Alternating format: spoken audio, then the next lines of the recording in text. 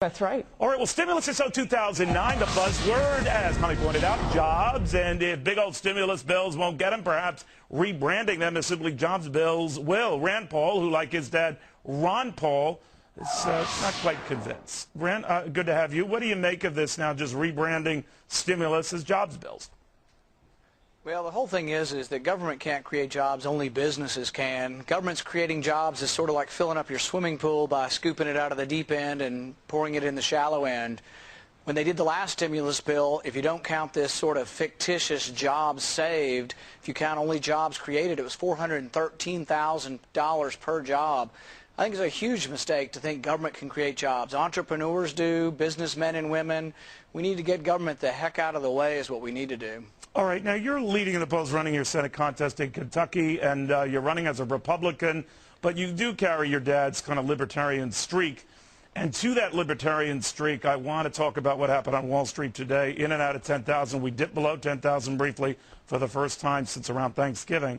And I'm wondering whether the markets are saying a pox on both parties and a pox on Washington in general. You don't realize how bad these deficits and piling them on and the debt and raising the debt ceiling to dodge a spending bullet, that it's getting really dangerous now. What do you say? Well, I think if you look at, they're talking about this pay-as-you-go. How many times has Congress in the past done this pay-as-you-go? 3 months later, they violate their own rules. They're not trustworthy. That's the problem. So the marketplace doesn't believe that they'll follow through. Now, Senator DeMint today did introduce a balanced budget amendment. I've been campaigning. Some say this is an old idea. I say, if you don't have a balanced budget amendment, I don't think you can trust them to balance a budget. The only way we'd ever balance a budget, can you imagine the signal we would send to the marketplace if we were forced to balance the budget by law? We have to in Kentucky. I say let's take that to Washington. All right, so that would mean keep a balanced budget year in and year out. Now, the dirty little secret there is even if that were to come to fruition, as you know, Rand, we would still have this debt that's piled up as a result of decades of piled-on deficits. So how would you deal with that? Well, it sure would be still a problem, but, it'd be better than adding nearly $2 trillion. We just raised the debt ceiling $1.9 trillion. That's astronomical. And what I fear is that the new debt that's being added could become unmanageable and that we could destroy our currency in the process. So I think we have to do something dramatic.